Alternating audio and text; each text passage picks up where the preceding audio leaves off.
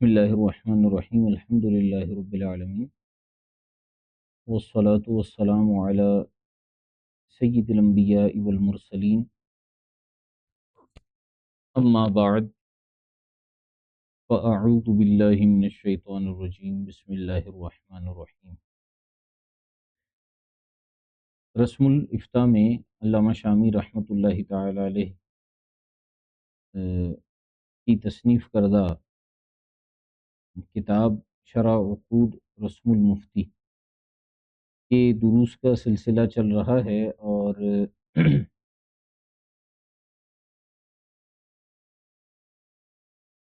ان دروس میں جو پہلا شعر ہے علامہ شامی رحمۃ اللہ تعالی علیہ کا، اس کے حوالے سے ہماری گفتگو چل رہی ہے۔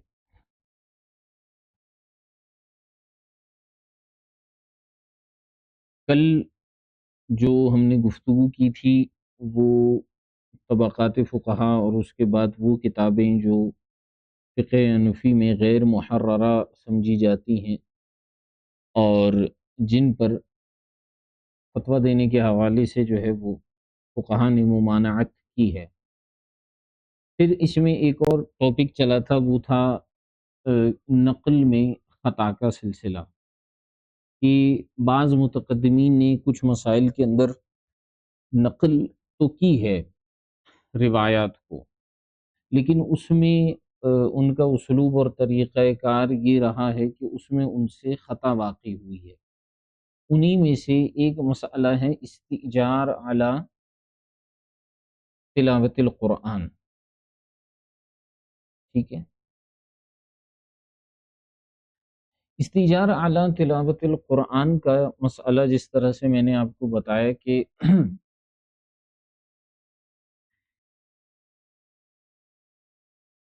السراج الوہاج، جوہرہ، شرح قدوری، ان میں ایک مسئلہ ذکر کیا گیا ہے، اور وہ یہ ہے کہ انہوں نے فرمایا کہ ان المفتیٰ بہ صحۃ الاستئجار، کہ جو تلاوت قرآن ہے اس کے متعلق مفتیٰ بہ قول یہ ہے کہ اس پر تنخواہ لینا، استئجار کرنا، یہ جائز ہے، صحیح ہے۔ علامہ شامی علیہ الرحمہ نے فرمائے کہ وقد انقلب علیہ الامر، کہ یہ جو مصنفین تھے ان کتابوں کے، ان پر یہ معاملہ منقلب ہو گیا، ان سے جو ہے اس معاملے میں خطا واقع ہو گئی۔ جو درست مسئلہ اور مفتیٰ بہ قول تھا وہ تھا کہ صحۃ الاستئجار علی تعلیم القرآن لا علی تلاوتہ، کی تنخواہ لینا، اجارہ لینا، وہ تعلیم قرآن پر تو جائز ہے، تلاوت قرآن پر جائز نہیں ہے، ٹھیک ہے۔ اصل مسئلہ تو یہ تھا، لیکن جو علماء نے نقل کیا شروع میں ہی، سراج الوہاج اور جوہرہ والے، ان سے یہ خطا واقع ہو گئی کہ انہوں نے تعلیم قرآن کا ذکر نہیں کیا بلکہ تلاوت قرآن کا ذکر کیا، اور بعد میں جو ہے وہ یہ سلسلہ جو ہے وہ چلتا رہا۔ اچھا، بعد والوں نے کیا کیا مزید آگے؟ اب ذرا اس چیز کو سمجھیے گا کہ بعد والوں نے مزید آگے کیا کیا۔ اب دیکھیے، ایک ہے متقدمین کا مسئلہ، ٹھیک ہے، اس کو ذرا سمجھیے گا۔ پھر اس کے بعد متاخرین نے جس چیز کو نقل کیا، تو متاخرین نے نقل کیا تھا استئجار علی تلاوت القرآن، اس کو جائز قرار دیا، حالانکہ یہ جائز نہیں تھا، یہ خطا تھی۔ جو اصل مسئلہ ہونا چاہیے تھا وہ تھا استئجار علی تعلیم القرآن۔ جو صحیح قول ہے وہ ہے استئجار علی تعلیم القرآن۔ اچھا، اس پر لوگوں کی اتنی توجہ نہیں گئی، انہوں نے کیا کیا کہ انہوں نے اس مسئلے کو، یعنی تلاوت قرآن والے مسئلے پر اکتفا کرتے ہوئے مطلقاً جو ہے مطلقاً استئجار علی الطاعات کو جائز قرار دیا، اس کو جائز قرار دیا، حالانکہ یہ تو صراحتاً جو ہے وہ خلاف مذہب ہے، ٹھیک ہے۔ اب مسئلہ چلا تھا کہ تعلیم قرآن سے وہاں پر جو ہے وہ خطا ہو گئی، اس کو تلاوت قرآن سمجھا گیا، اور پھر اس تلاوت قرآن کو بھی مقید نہیں رکھا گیا، بلکہ بعد والوں نے مزید اس کے اندر جو ہے وہ اضافہ کرتے ہوئے، خطا کرتے ہوئے یہ کہہ دیا کہ طاعات پر جو ہے وہ، یعنی جو بھی عبادتیں ہیں ان پر استیجار کرنا یہ جائز ہے، اور یہ کہنے لگے کہ یہی متاخرین کا مذہب ہے۔ اب جب یہ کہہ دیا تو اب اس میں حج بھی آ جاتا ہے، تو حج کے اوپر بھی استئجار کو انہوں نے جائز قرار دے دیا، اور بہت ساری چیزیں جو عبادات اور طاعات تھیں ان پر استئجار کو جائز قرار دیا۔ اب ایک خطا سے کہاں تک جو ہے وہ خطا چلتی جا رہی، حالانکہ ہمارے اصحاب ثلاثہ جو ہیں، یعنی حضرت امام اعظم ابو حنیفہ، امام ابو یوسف اور امام محمد، ان تینوں سے متفقہ طور پر یہ بات منقول ہے کہ استیجار علی الطاعات جو ہے وہ باطل ہے، استیجار علی الطاعات یہ باطل ہے، لیکن انہوں نے اس کو دیکھا ہی نہیں، اور یہ متقدمین کا مذہب تھا، انہوں نے اس کو دیکھا ہی نہیں، اور انہوں نے ایک مسئلے سے کئی مسائل نکال دی۔ لیکن جب اہل تخریج اور اہل ترجیح آئے تو انہوں نے اب کس چیز پر حکم لگایا، تو اصل مذہب یہاں پر اب ذرا متقدمین کا مذہب اگر ہم لے لیتے ہیں تو متقدمین نے مطلقاً جو ہے، جس طرح سے میں نے کہا آپ کو کہ مطلقاً جو ہے وہ استئجار علی الطاعات کو باطل قرار دیا ہے، اس کو باطل قرار دیا، ٹھیک ہے۔ لیکن جو بعد میں اہل ترجیح و تخریج آئے، اہل ترجیح اور اہل تخریج جو آئے، انہوں نے یہ بات یہاں پر ارشاد فرمائی کہ نہیں، وقت کی مناسبت کے ساتھ ساتھ جو ہے وہ تعلیم قرآن پر جو ہے استئجار جائز ہے۔ اب انہوں نے جو جواز کا حکم دیا وہ کس چیز پر دیا؟ وہ انہوں نے تعلیم قرآن پر جو ہے وہ دیا، اور اس کی وجہ بیان کی لضرورت، یعنی ضرورت کی وجہ سے، ضرورت کی وجہ سے اس لیے کہ قرآن پاک کی تعلیم دینا، پہنچانا بچوں کو ضروری ہے، تو جو قاری صاحب پڑھائیں گے، پہلے کے زمانے میں تو ان کی تنخواہوں کا انتظام ہوتا تھا، لیکن بعد میں جو ہے ان کی تنخواہوں کا سلسلہ اور انتظام نہیں ہو سکتا تھا، اس وجہ سے اس میں بڑا حرج آتا، بچے جو ہے وہ تعلیم قرآن سے جو ہے وہ محروم ہو جاتے، اس لیے ضرورتاً جو ہے بعد کے علماء متاخرین نے، اہل ترجیح و تخریج نے جو ہے ضرورتاً استئجار اعلیٰ تعلیم القرآن پر فتویٰ دے دیا، تلاوت قرآن پر نہیں دیا۔ تلاوت قرآن کا تو مطلب یہ ہے کہ آپ کہیں پر کسی سوئم کے اندر، کسی فاتحہ کے اندر، کسی قرآن خوانی کے اندر آپ جو ہے کسی سے قرآن پڑھواتے ہیں، تو اس میں جو ہے وہ اجارہ جو ہے وہ ضروری نہیں ہے، اس سے کوئی حرج لازم نہیں آتا بمقابلہ تعلیم قرآن کے، اس لیے انہوں نے جواز کا فتویٰ دیا تھا۔ تو اصل مذہب تو ہے کہ طاعات پر استیجار باطل ہے، بالکل ٹھیک ہے، لیکن جب ضرورت آ جاتی ہے، اب ضرورت اسباب ستہ میں سے ضرورت جب آ جاتی ہے تو تعلیم قرآن پر جو ہے ہم صرف تعلیم قرآن پر استیجار کو جائز قرار دیں، ٹھیک ہے۔ اب اس کو پڑھ لیجیے آپ، تو یہاں پر انہوں نے فرمایا کہ لیکن، یہاں سے ذرا عبارت کو دیکھیے، میں ترجمہ تو نہیں کروں گا، آپ کو بتاؤں گا، لیکن جاء من بعدہم من المجتہدین الذین ہم من اہل التخریج والترجیح فافتوا بصحته علی تعلیم القرآن للضرورت فانہ کان للمعلمین عطایا من بیت المال، کہتے ہیں معلمین کے لیے پہلے بیت المال سے تنخواہیں مقرر تھی، وانقطعت، پھر یہ سلسلہ منقطع ہو گیا، فلو لم یصح الاستئجار، لہٰذا اگر ہم تنخواہ کو اس معاملے میں تعلیم قرآن پر صحیح قرار نہیں دیں گے تو وہ اخذ الاجرتی، اور اخذ اجرت کو جائز قرار نہیں دیں گے تو لضاع القرآن، قرآن اور اس کی تعلیم ضائع ہو جائے گی، وفیہ ضیاع الدین، اور اس میں دین کو ضائع کرنے والی بات ہوگی، کیوں؟ لاحتیاج المعلمین الی الاکتساب، کیونکہ جو پڑھانے والے ہیں وہ کسب کی ان کو ضرورت ہوتی ہے، پیسوں کی ان کو ضرورت ہوتی ہے، اس لیے ضرورتاً ہم نے اس کو درست قرار دیا۔ لیکن اگر فار ایگزامپل مستقبل میں اسلامی حکومت قائم ہوتی ہے، بیت المال کا نظام ہوتا ہے اور وہ معلمین کو اجرت دیتے ہیں، تو پھر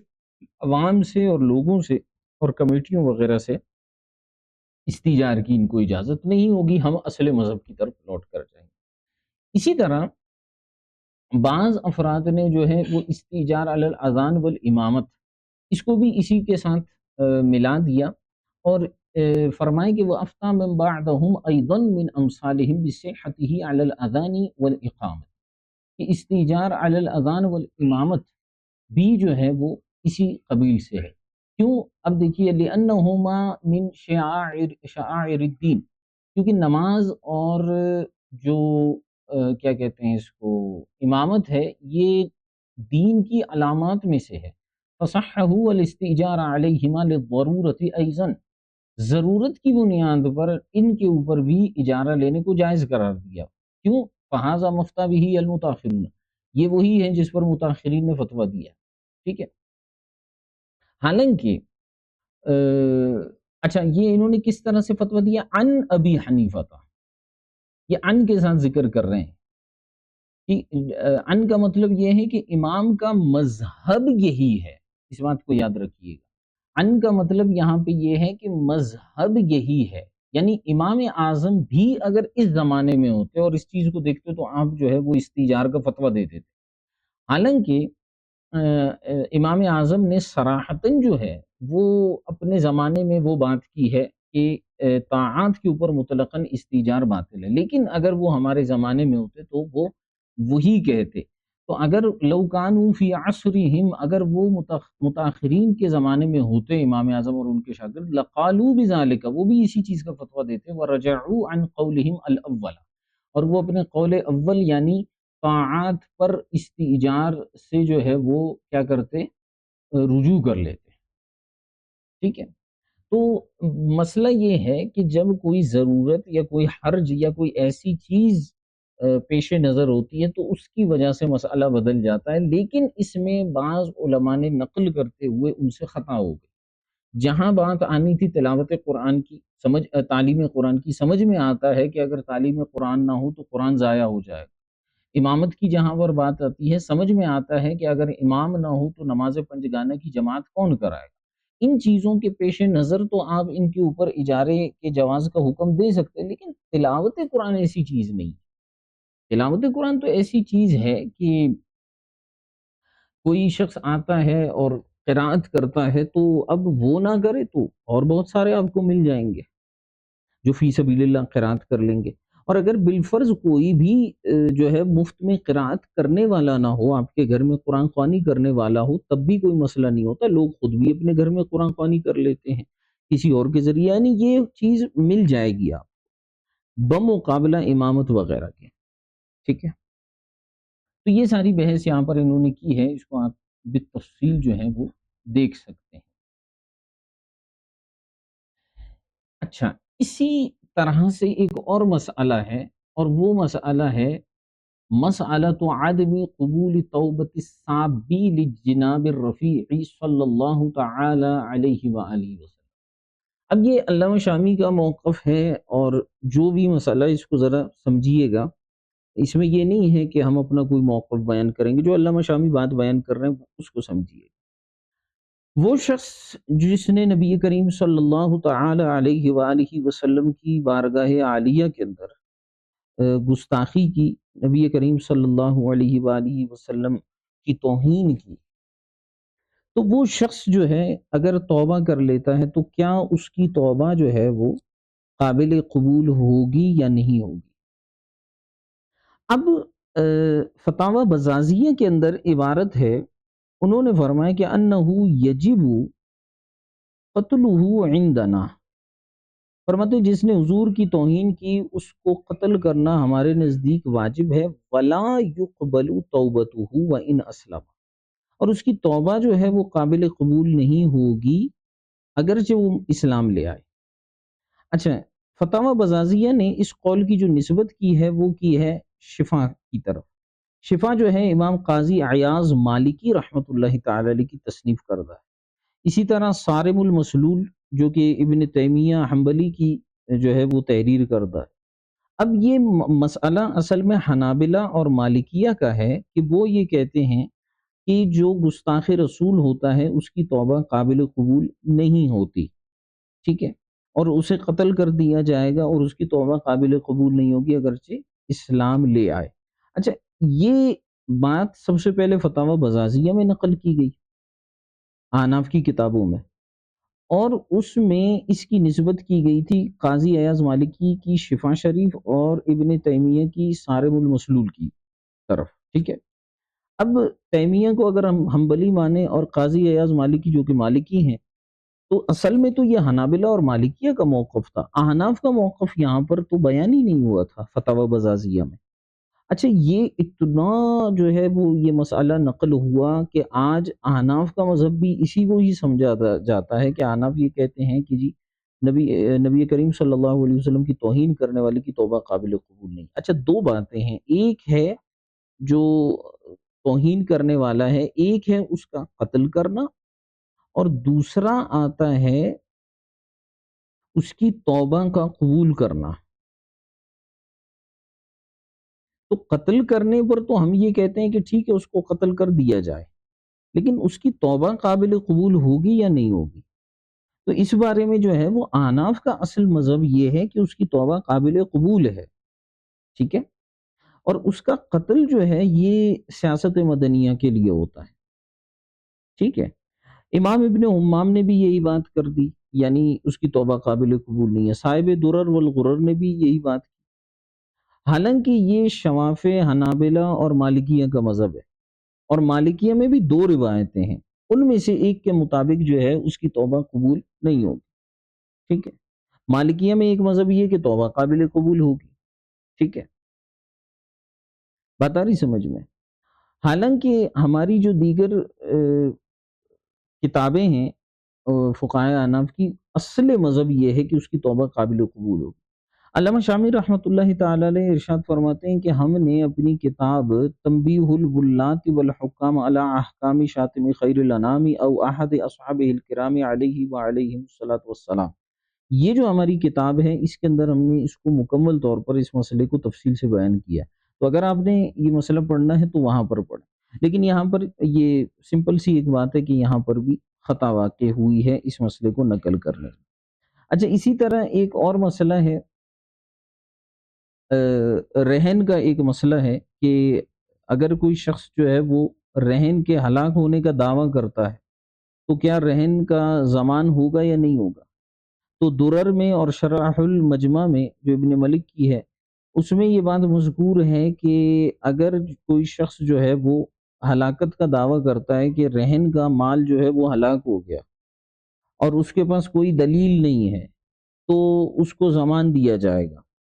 اب تنویر الابصار کے متن میں بھی اس بات کو بیان کیا گیا ہے، ٹھیک ہے، حالانکہ مسئلہ اس طرح سے نہیں ہے، ٹھیک ہے۔ اس مسئلے کو انشاءاللہ آگے مزید ہم سمجھیں گے۔ آج ہم نے یہ تین مثالیں دیکھی ہیں جو نقل خطا فی النقل کے حوالے سے ہیں، ٹھیک ہے۔ مزید بھی آپ اس کو آگے خود بھی دیکھ سکتے ہیں، اتنی اس میں زیادہ جو ہے وہ طویل طوالت اور بحث نہیں ہے، سمپل سی ایک بات ہے جس کو علامہ شامی رحمۃ اللہ تعالی علیہ نے بیان فرمایا۔ اس کے بعد کا جو ٹاپک آتا ہے وہ آتا ہے لا یجوز الافتاء الا لمن اخذ العلم عن المعتبرین۔ اب اس کو بھی انشاءاللہ الکریم ہم کل دیکھیں گے، لیکن اتنا آپ سمجھ جائیے کہ بعض اوقات بعض مسائل میں نقل کرنے میں خطا واقع ہوتی ہے، تو ہمیں ایک اور چیز اس میں دیکھنا چاہیے، اور اس سے بچنے کا طریقہ یہ ہے، خطا فی النقل سے بچنے کا طریقہ وہ یہ ہے، خطا فی النقل سے بچنے کا جو طریقہ ہے وہ یہ ہے کہ ہم اصل کی طرف مراجعت کریں، ہم کوشش کریں کہ تلاش کریں کہ اصل مذہب کیا ہے۔ جب ہمیں اصل مذہب اور متقدمین کا مذہب پتہ چل جائے گا تو پھر ہم اسی کے حساب سے فتویٰ دیں گے۔ ہاں، اگر کہیں پر اسباب ستہ آ جاتے ہیں، عرف ہے، عادت ہے، حرج ہے، ضرورت ہے، اگر یہ چیزیں آ جاتی ہیں تو پھر ہم ان کی وجہ سے جو ہے وہ مسئلے کو بدل دیں گے، وگرنہ ہم مسئلے کو نہیں بدلیں گے۔ ٹھیک ہے جناب، آج کا سبق یہیں تک رکھ لیتے ہیں، انشاءاللہ الکریم باقی کل دیکھیں گے۔ اگر آج کے سبق کے متعلق کوئی سوال ہے تو ارشاد فرمائیں۔ جی کوئی سوال ہے تو ارشاد فرمائیے۔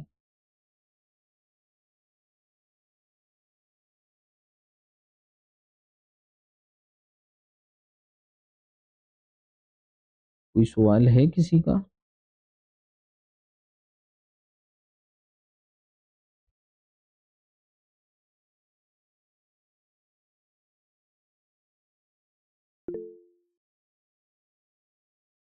سمپل ہے، کوئی اتنا مشکل نہیں ہے، اس کو آپ پڑھ کر آئیے، انشاءاللہ الکریم آپ کو کوئی بھی مسئلہ نہیں ہوگا۔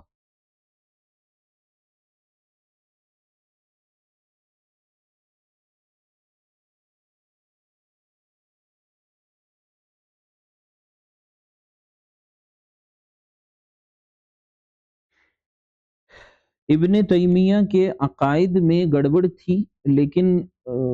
فقہ کے اعتبار سے وہ حنابلہ کو فالو کرتا تھا، اس لیے اس کو علامہ شامی نے حنبلی کہا ہے۔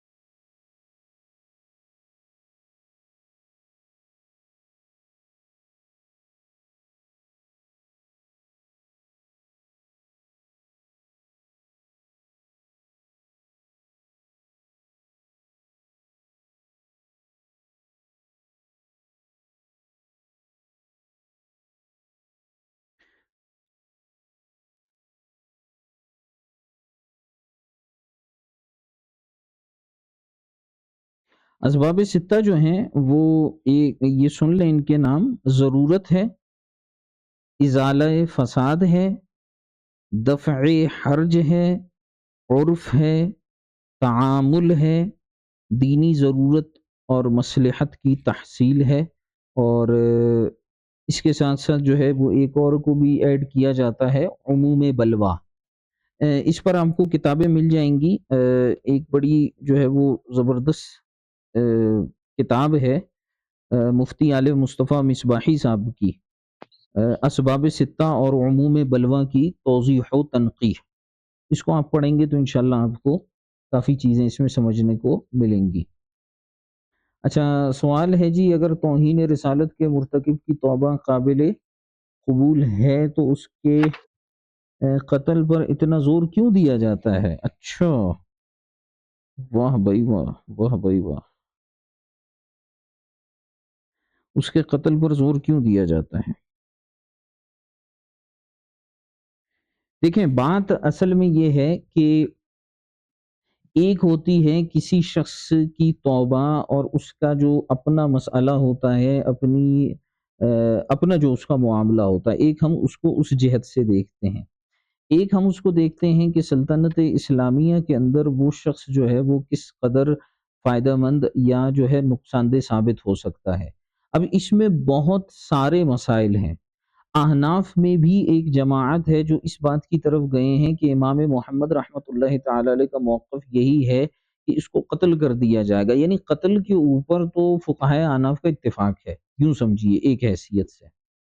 اب بات یہ ہوتی ہے کہ اگر اس کو زندہ رہنے دیا گیا تو کافی چیزیں جو ہیں وہ گڑبڑ ہو جائیں گی، اور نبی کریم رؤوف الرحیم صلی اللہ علیہ وآلہ وسلم کی حیات طیبہ میں دیکھا جائے کہ جو نبی کریم صلی اللہ علیہ وسلم کی توہین کرنے والے تھے ان کو پیارے محبوب علیہ الصلوۃ والسلام نے قتل کا حکم دیا۔ ٹھیک ہے، تو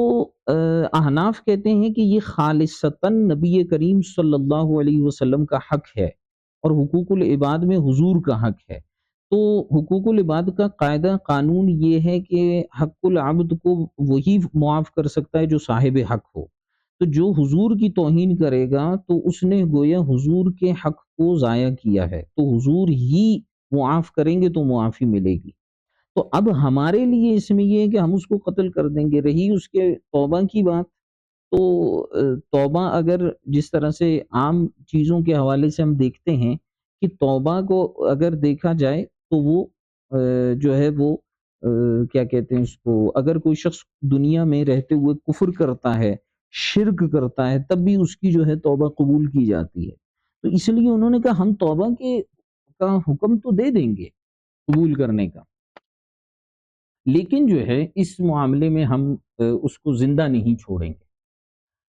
اچھا، احناف کے نزدیک تو ہمارے علماء احناف اس کے قتل پر شفا شریف یا دیگر یہ خطا کی وجہ سے ہے۔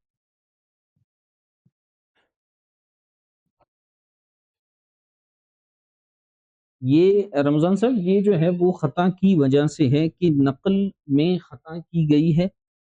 اور اسی کو لے کر سب چل رہے ہوتے ہیں اور قاضی ایاز مالکی رحمۃ اللہ تعالی علیہ کی شفا شریف کا حوالہ دیتے ہیں۔ اب اس میں جو ہے وہ ہم کہہ سکتے ہیں کہ علماء نے جو ہے وہ اس انداز میں سختی رکھی ہوئی ہے، اب وہ بھی ہمارے سر کے تاج ہیں، ہم ان کو کچھ نہیں کہیں گے، لیکن بہرحال جو اصل مذہب ہے اور اصل مسئلہ ہے وہ یہی ہے۔ علامہ شامی رحمۃ اللہ تعالی علیہ نے یہ جو کتاب تحریر فرمائی ہے تنبیہ الغلات والحکام، اس کے اندر جو ہے وہ علامہ شامی رحمۃ اللہ تعالی علیہ نے فرمائے کہ دلائل کی روشنی میں تو یہی ہے جو اصل مذہب ہے، لیکن اگر کسی مومن کے دل سے پوچھا جائے، یا علامہ شامی اپنے بارے میں فرماتے ہیں کہ اگر مجھ سے پوچھا جائے تو میں گستاخ رسول کو جلا دوں، اس کے جسم کے ٹکڑے ٹکڑے کر دوں اور اس کو جو ہے وہ قتل کر دوں، تب بھی میرے جگر کو جو ہے وہ ٹھنڈک حاصل نہیں ہوگی۔ یعنی ایمان اور غیرت ایمانی کا تقاضا تو یہی ہے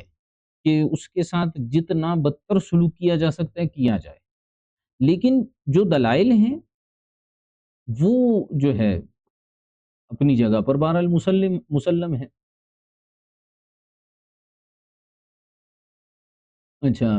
یہ کتاب کا میں نے نام بتایا تھا اسباب ستہ کی توضیح اور عموم بلوہ۔ اچھا، یہ خطا ابھی بھی جاری ہے، اس کی اصلاح کیوں نہیں کی جا رہی ہے ان سے پوچھیے ان سے پوچھیے جنہوں نے شرح خود پڑھی ہوئی ہے پھر بھی یہ کلام کر رہے ہوتے ہیں۔ اس پہ بہت زیادہ کلام ہے، بہرحال ہم اس کو یہاں پہ ڈسکس کرنا مناسب نہیں سمجھتے، اس پر کلام بہت زیادہ ہے۔ اگر اس کو جو ہے وہ صحیح معنی میں دیکھا جائے تو اس میں بہت ساری چیزیں آتی ہیں، کہ ایک ہوتا ہے کہ گستاخ رسول جو ہے وہ کسی کو قتل کرتا ہے، سوری، گستاخ رسول کو قتل کوئی اور کرتا ہے، نمبر ایک۔ نمبر دو، اس کو سلطنت اسلامیہ قتل کرتی ہے، دوسری بات۔ نمبر تین، اگر وہ اس کے توبہ کا اظہار کرتا ہے تو علماء نے اس کی تقسیم در تقسیم کی ہے، کئی جزیات اس میں بیان کی۔ ایک جزیہ اس میں یہ بھی ہے کہ اگر وہ توہین کرتا ہے اور توبہ نہیں کرتا تو پھر تو کوئی بھی اس کو قتل کر سکتا ہے۔ پھر بعض نے یہ کہا کہ اگر توہین کرتا ہے، توبہ کرتا ہے تو قتل اس کو حاکم وقت کرے گا، توبہ کا اس کا اعلان کر دیا جائے گا کہ اس نے توبہ کر لی، لیکن قتل کر دیا جائے گا، ٹھیک ہے۔ اگر وہ توبہ نہیں کر رہا پھر تو بہرحال وہ واجب القتل ہے اور اسے کوئی بھی قتل کر سکتا ہے، ٹھیک ہے۔ یہ چیز آپ سمجھ جائیے،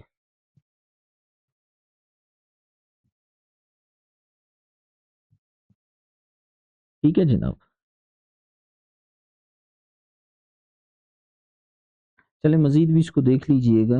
انشاءاللہ مزید کلام کریں گے اس پر کل کے سبق۔ جزاکم اللہ تعالی خیرا کثیرا۔